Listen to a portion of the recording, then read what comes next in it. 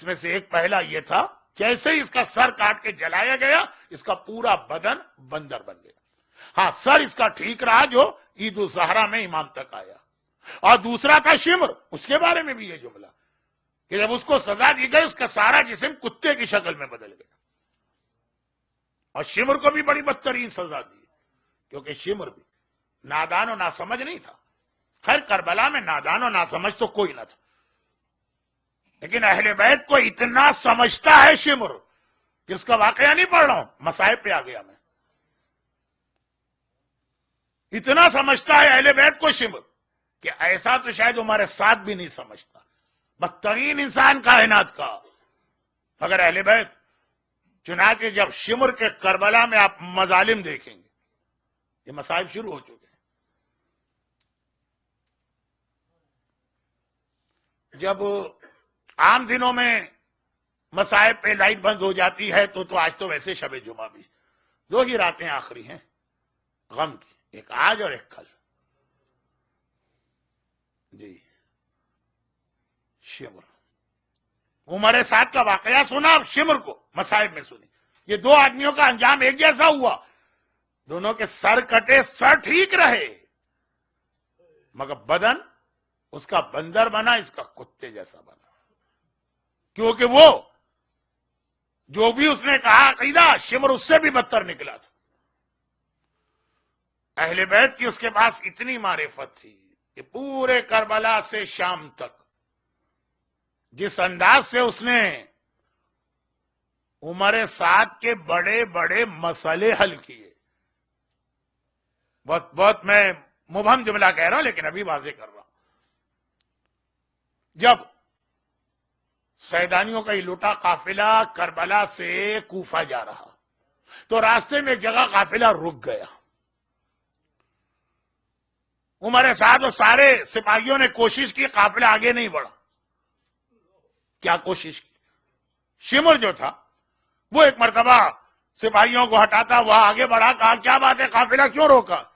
کہا جس نیزے پر حسین کا کٹا سر ہے یہ نیزہ زمین میں گڑ گیا، یہ نیزہ آگے نہیں بڑھ رہا ہے، ہم لوگ کوشش کر رہے ہیں۔ کیا کوشش کی جا رہی تھی؟ سپاہی زور لگا کے نیزہ کھینچ رہے، کچھ سپاہی زمین کھود رہے تھے، لیکن سارے سپاہی کہہ رہے ہیں ہماری کوششیں ناکام ہے، یہ نیزہ جو ہے نہ زمین سے نکل رہا ہے نہ آگے بڑھ رہا۔ شمر نے کہا میں اس نیزے کو بڑھانا میرا کام، جس پہ حسین کا کٹا سر ہے یہ نیزہ میں بڑھاتا ہوں۔ اور پھر کس طرح بڑھایا، دیکھیں معرفت دیکھیے اس کی، وہ نیزے کے قریب ہی نہیں آیا، جو اصل مسئلہ تو نیزہ ہے نا، زمین میں گڑ گیا۔ کہا میں اس کو بڑھاتا ہوں، قریب ہی نہیں آیا، سیدھا گیا آقا سجاد کے پاس، ہاتھ میں کوڑا، ایک بار کوڑا اٹھایا، عابد بیمار کی کمر پہ کوڑا مارا اور کہا کہ سن علی ابن الحسین، جب تک تیرا باپ آگے نہ بڑھے گا، جتنی دیر وہ یہاں کھڑا رہے گا اتنی دیر تیری کمر پہ کوڑے پڑتے رہیں گے۔ پتا ہے حسین کے سر کو آگے بڑھانا ہے تو عابد بیمار کی کمر پہ کوڑے برسانا۔ جب یہ قافلہ چل رہا تھا تب بھی ایک مسئلہ پیش آیا، کسی سے حل نہ ہوا، شمر سے حل ہوا، مگر شمر کا طریقہ دیکھیے۔ 11 محرم قافلہ چل رہا ہے، شہیدوں کے کٹے ہوئے سر جمع کیے جا رہے، عمر سعد نے یہ سر تقسیم کیے، تم ایک مرتبہ گھبرا گیا، ریاض القدس کی روایت یہ بھی اور اس کے بعد والی بھی۔ ایک بار کہا کہ اس میں علی اصغر کا سر تو نظر ہی نہیں آ رہا، سارے سر مل گئے، علی اصغر کا سر کہاں ہے؟ سپاہیوں نے کہا کہ ہم نے اتنا دیکھا تھا، حسین اصغر کا لاشا لے کے زمین کربلا پہ 7 مرتبہ آگے بڑھ رہے تھے، 7 مرتبہ پیچھے ہٹ رہے تھے۔ سپاہی تو نہ سن پائے، ہم نے اور آپ نے سنا، انا للہ و انا الیہ راجعون رضا بقضائہ و تسلیما لامرہ۔ ہر عاشورے میں اس سینٹر کے اندر بھی آپ یہ عمل کرتے ہوں گے۔ کہا اس کے بعد ہم نے دیکھا حسین یہ لاشا لے کے ٹیلے کے پیچھے گئے، خالی ہاتھ آئے اور آتے ہی اپنا جہاد شروع کر دیا، تو ہمیں سوچنے کا موقع ہی نہ ملا اصغر کا لاشا کہاں گیا۔ اب خیال آ رہا ٹیلے کے پیچھے لاشا لے کر گئے تھے، خالی ہاتھ واپس آئے۔ اب یہ ٹیلے کے پیچھے تو اتنی بڑی زمین ہے کربلا، کیا پوری زمین کھودی جائے گی؟ کسی کی سمجھ میں نہیں آ رہا حسین نے کہاں دفن کیا۔ شمر نے کہا گھبراؤ نہیں، میں اصغر کو ڈھونڈ کے لاتا ہوں۔ بیلچا لے کے چلا؟ نہیں، نیزہ لے کے چلا۔ جگہ جگہ زمین کربلا میں نیزہ گاڑ کے نکال رہا ہے، جگہ جگہ نیزہ گاڑ کے نکال رہا. ایک بار جو نیزہ نکالا، نو کے نیزہ پہ ششماہے کا ننھا سا لاشا نظر آیا. ایک ہاتھ سے لاشا پکڑا، دوسرے ہاتھ سے خنجر نکال کے اصغر کے گلے پہ خنجر کے لایا. سکینہ منظر دیکھ رہی ہے، در خیمہ سے پکاری اماں رباب. ہر ایک مرتبہ مارا گیا. ارے میرا ننھا اصغر بھیا 2 مرتبہ مارا جا رہا. اور سنیے شمر، جب یہ قافلہ چلا تو بغیر محمل و عماری کی سواریاں تھیں، بیویوں کے بازوؤں میں رسی بندھی تھی. ایک مرتبہ ان بیویوں کی گود میں ان کے بچے لا کے رکھ دیے گئے. مگر جب سکینہ کی باری آئی، شمر نے کہا سکینہ کسی کے ساتھ نہیں بیٹھے گی. زینب نے فریاد کی کہ اے شمر، یہ ننھی بچی آج تک بغیر محمل و عماری کے نہیں بیٹھی.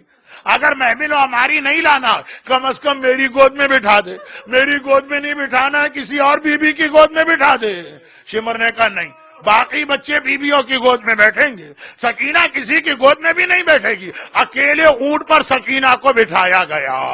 اللہ اللہ، عرب کا وہ وحشی اونٹ، اکیلے اونٹ پہ سکینہ بیٹھی. زینب نے فریاد کی شمر میری بچی راستے میں گر جائے گی.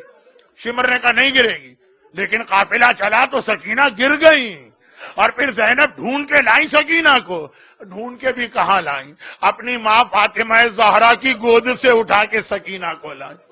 کہا شمر، میں نے کہا تھا نا کہ میری بچی بغیر سہارے کے نہیں بیٹھ سکتی ہے، اب تو کسی بیوی کی گود میں بٹھا دے. شمر نے کہا نہیں، ابھی بھی یہ اکیلے بیٹھے گی. زینب نے کہا مگر یہ بچی پھر گر جائے گی. شمر کہتا ہے میں نے انتظام کر لیا ہے، اب یہ بچی دوبارہ نہیں گرے گی. ایک جملہ آپ اکثر سنتے ہیں، زندان شام میں سکینہ کو لہو بھرے ہوئے اور جلے ہوئے کرتے میں دفن کیا گیا. ارے محمد کی نواسی کو کفن بھی نہ ملا جو کرتا کربلا سے پہن کے آئی تھی. 2 جملے، جلا ہوا کرتا، وہ تو ہمیں پتا ہے. شام غریباں جب آخری خیمے سے سکینہ نکلی تھی تو آگ سکینہ کے کرتے میں لگ چکی تھی. مگر یہ لہو بھرا ہوا کرتے کی روایت کیا ہے؟ وہ یہ. زینب نے کہا شمر، میری بچی اکیلے نہیں بیٹھ سکتی، تو نے دیکھا وہ گر پڑی ہے، دوبارہ گرے گی. شمر کہتا ہے میں نے انتظام کر لیا. ارے کیا انتظام کیا؟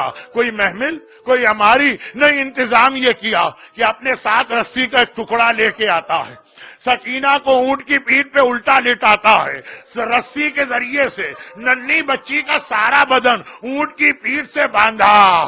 بابا کے نرم سینے پہ سونے والی سکینہ سارا راستہ اونٹ کی سخت پیٹھ سے جسم رگڑ کھایا. جب شام کے قریب یہ قافلہ پہنچا، ملک دمشق کا دروازہ نظر آیا، رسی کھولی گئی، سکینہ کا اتارا گیا. سکینہ کا سارا بدن کھال چھل چکی ہے، خون جاری ہے، سارا کرتا خون میں بھرا ہے، اونٹ کی پوری پیٹھ سکینہ کے خون سے رنگین ہے. یہی وجہ ہے جب سکینہ زندان شام کے اندھیرے میں دنیا سے گئی، غسالہ کو بلایا گیا، وہ غسل کے لیے آئی، چیخیں مارتی بھی باہر آ گئی. بیبیوں، اس بچی پہ تم نے کتنا ظلم کیا. ارے جب میں نے غسل کے لیے کرتا ہٹایا، بچی کا سارا بدن سر سے پیر تک زخموں سے بھرا نظر آیا. الا ولعنۃ اللہ علی اعدائہم اجمعین وسیعلم الذین ظلموا ای منقلب ینقلبون.